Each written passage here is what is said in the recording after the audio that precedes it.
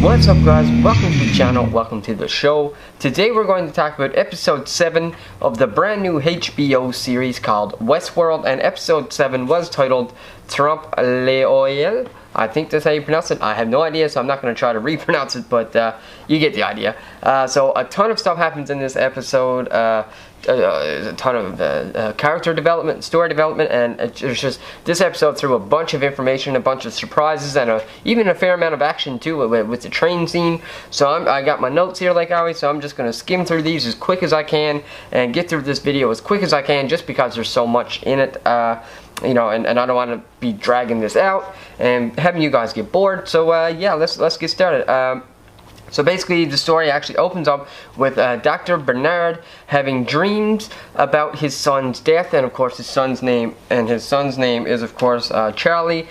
He also has it also seems like he has like a dream in a dream, which to me seems like it's almost like he was having like a reality check, and in a lot of ways it really foreshadows something big and something huge actually that happens at the end of this episode, and we'll talk about that as well later on once we get through the notes. But at least that's how I gather from it. Even before I seen the end of this episode, I felt like you know, maybe it was almost like Bernard was trying to have like a little reality check, because he's so involved with these hosts and creating these programs and these storylines and all that stuff, and having such a huge role in the park.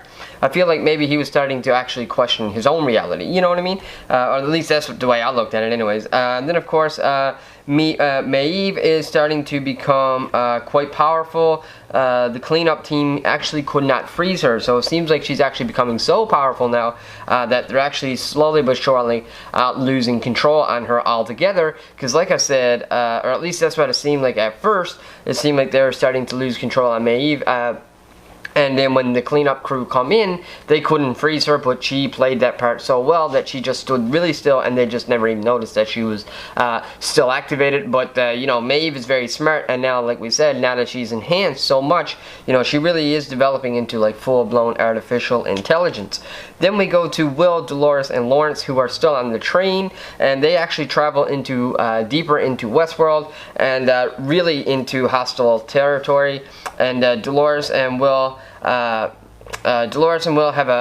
just an amazing back and forth, and actually Lawrence and Will has a pretty good back and forth as well. But Will is really starting to, you know, truly figure out basically, you know, what Westworld is, but not only what Westworld is, but what Westworld does to people. So yeah, so Dolores and Will have a great back and forth with conversation. And Dolores makes a comment really cool where she actually comes out and says, you know, she doesn't want to be just a story, or, you know, basically saying, you know, she kind of wants free will. At least that's how I took it. And Will tells Dolores about his real life family and how he's supposed to get married. And you know, that really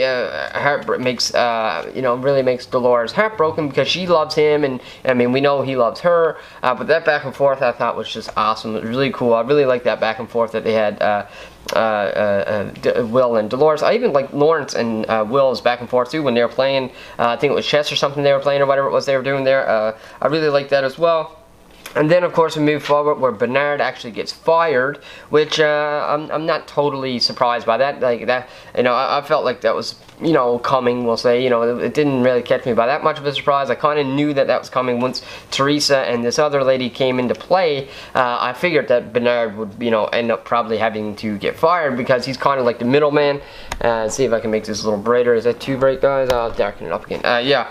And then of course William and Dolores finally sleep together, and Will is starting to see what Westworld does to people, which is what I already said. So yeah, that was a big step forward for Will and Dolores. I think he finally accepts the fact that everything that is in Westworld is fake, is not real. It gives people and the guests, it gives them opportunity to do things that they can't do in real life, whether that be killing people or stealing or sleeping with people or raping people. Whatever you want to do in Westworld is fair game.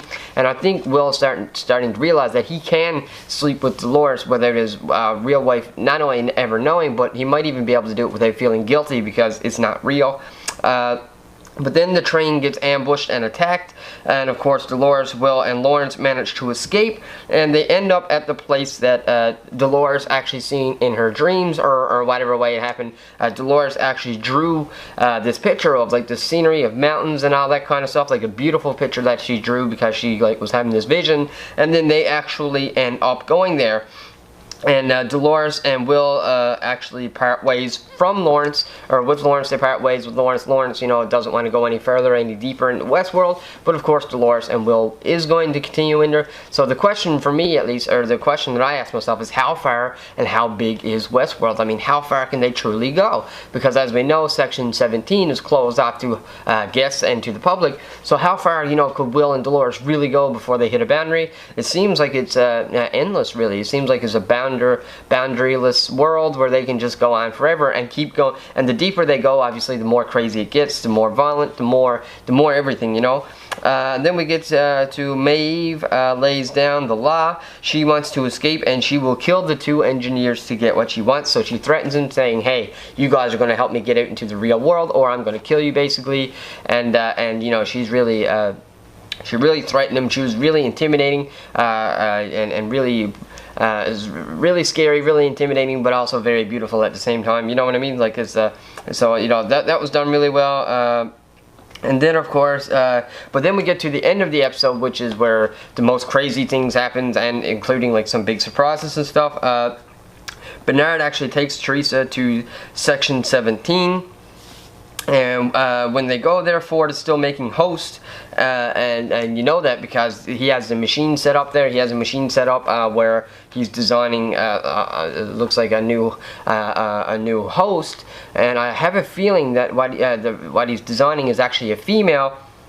And Bernard, so Bernard takes him down. You know, Bernard's trying to win his trust with Teresa because I'm assuming he just wants his job back. You know, Westworld is all he has, is all he knows. So he brings her down there in hopes, you know, to redeem himself, and maybe by him trusting in her, you know, she will, you know, say, oh, okay, well, thanks for revealing this to us. Dr. Ford is crazy, because she wants to get rid of Dr. Ford anyways.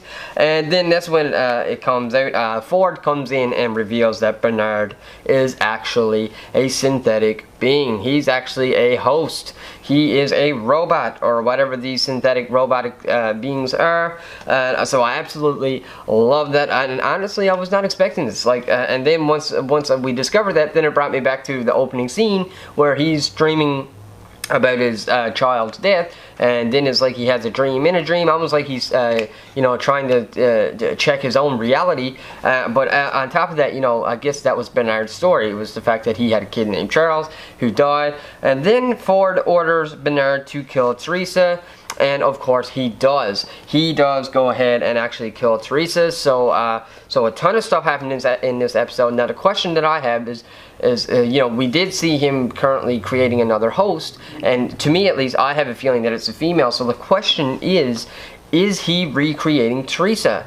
You know, the real live, you know, free will, free thinking human Teresa is obviously killed now because Bernard just killed her. But the question I have is Ford going to actually rebuild her and have her as a host? Have her so that he can control her and have her talk to the board, and, you know, say good things about him and how he's not a threat and all that stuff. You know, and now, then it makes me wonder if Bernard at some point was actually a real life human being or something, and he actually, maybe Ford killed Bernard or something and then recreated him as a host or as a synthetic being, which gives him control and power. So you know, honestly, I do believe that Teresa is going to come back into the show, except rather than being a human, I do believe she's going to be this new synthetic being. I think that would be genius of the writers. I think it would be genius of Ford, because now he can actually control Teresa and everything that she says and all that stuff, because it seems like Ford has control of everything. But not only that, it also seems like he's really intelligent. Like he almost knows what's going to come before it happens.